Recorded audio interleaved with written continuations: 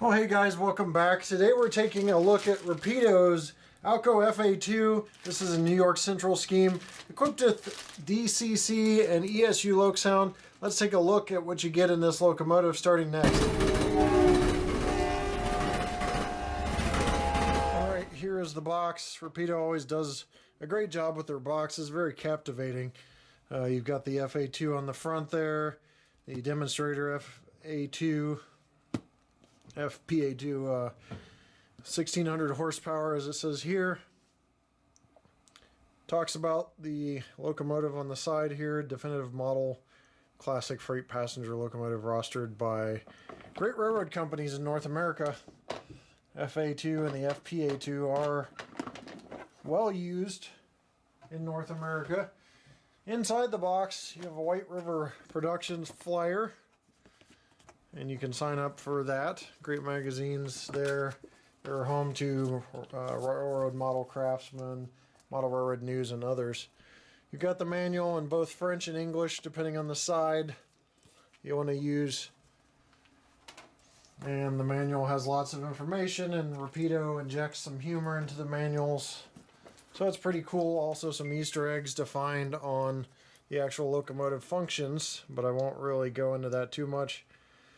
There's the exploded parts diagram, extra decal sheet that comes with the locomotive as well. And then you have the locomotive itself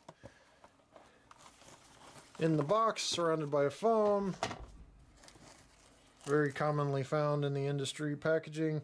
You've got a diaphragm, some separately applied or separate grab irons to be applied in there.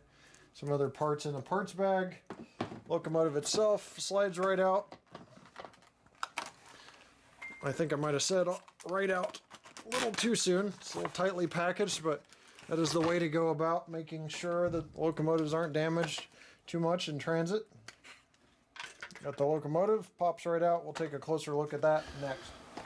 Alright, so Rapido does a great job on detail. They've got some of the nicest detailed locomotives in the industry, and the smoothest running, especially when you couple that with ESU's motor control and the great motors they put in these locomotives. You've got on the front here, just starting from the top, windshield wipers that are etched metal. You've got a dual beam headlight in the nose. You've got number boards, classification lights on the front, separately applied grab irons on the nose on each side of the New York Central logo. Metal Katy coupler, air hose and brake line up front, more separately applied grabs on each corner of the nose, and a drop step right there. You've got the ladder for the crew entry into the locomotive, wind deflector, detailed interior. You've got some nice truck detail. These dark locomotives are a little hard to pick up. The side grating is nice on these locomotives, and you've got the horns facing in each direction up top, lift rings all over, exhaust, and radiator fan in the back. You have see-through detail on the radiator fan grill. That's a good angle because you can see all the way through there. And the radiator fan grills on the side as well. Again, keep an eye on that great detail on the side. Prints clear and legible. Paint lines are crisp. No issues there. No paint bleeding into the New York Central gray stripe. On the back you see a lot of detail as well. A little hard to see all this on black, but you have a couple of cut lever, diaphragm on the rear light, accessory hoses, warning print on each side. That print is legible. Grab irons, really nice detail on those accessory hoses as they bend inwards towards the coupler. Just little extra steps that Rapido takes to bring a whole nother level of detail to the locomotive. And more of the same on this other side here. Let's get this thing into movement and operation and see what it's all about. So with ESU decoders, F8 starts the locomotive up, shuts it down, and does mute. So F8 will be the first function we test here.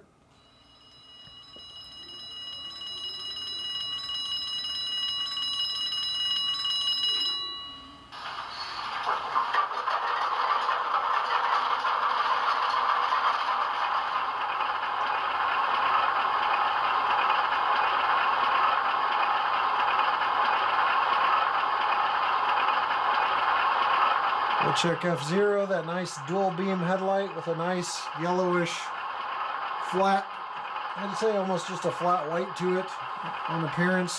Backlit number boards, F1 bell.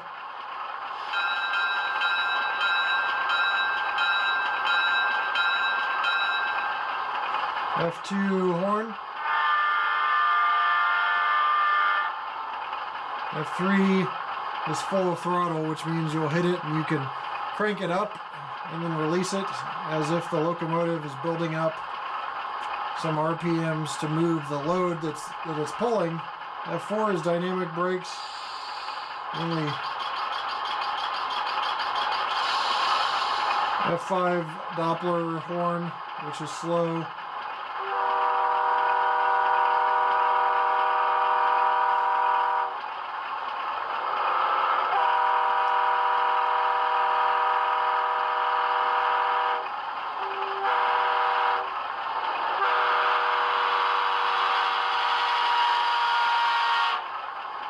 So the Doppler effect, obviously, if you're stationary and the locomotive would be passing you. F8, as we talked about, was shut down, start up, and mute. F7 dims the headlights, forgot to mention that. F9 is a cool feature because you have classification lights. So 9 is white, 10 is green.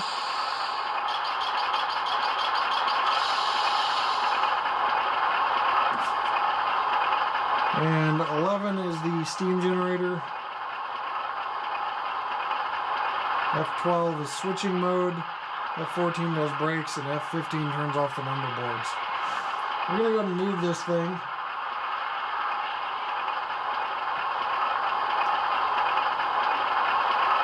One speed step. Moves right along. Very, very smooth at one speed step. 2, 3,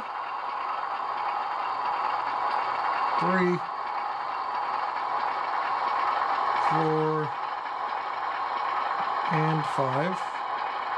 We'll go in reverse. One speed step and reverse are still very smooth. 2,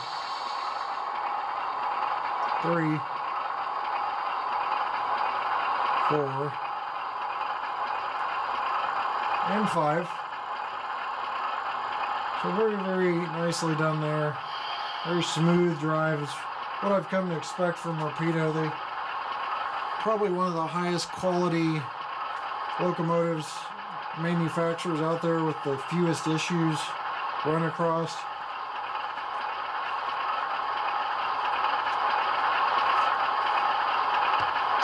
Do a pull test real quickly here.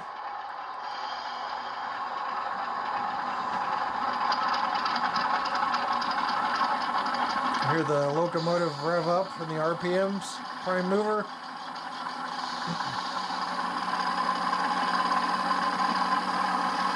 .8. Looks like it capped out actually at 2.9, so you're basically looking at 45 pieces of HO freight cars. And if you're using this for a passenger, you would have no problems pulling a regular passenger consist. Coupler height check. Have to judge for yourself. It looks like it could be angled down a little bit on the rear. Maybe a smidgen low.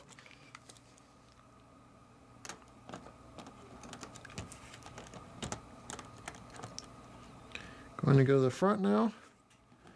Take a look. That one's significantly low there by over half a coupler length. As you see, the magnetic glide hand actually goes under the unit, so there'd have to be some adjustment there on the front coupler. Let's take a look at weight on the locomotive. Almost a pound there, pretty impressive for such a short loco. 15.2 ounces, 430 grams, 0.430 kilograms. So there you have the weight on that. I know this is a little hard to see, but I called it out.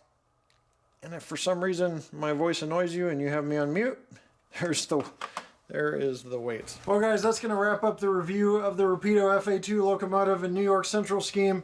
Nice locomotive, not much to complain about. The only ding that could possibly be given to this, to my knowledge, is the coupler height will need to be adjusted on this model. Your model may vary. With that said, I'm not going to leave you with a run by this time. I really don't have anything specific to run with this locomotive, at least not accessible. So we will see you next time right here on my channel. Take care.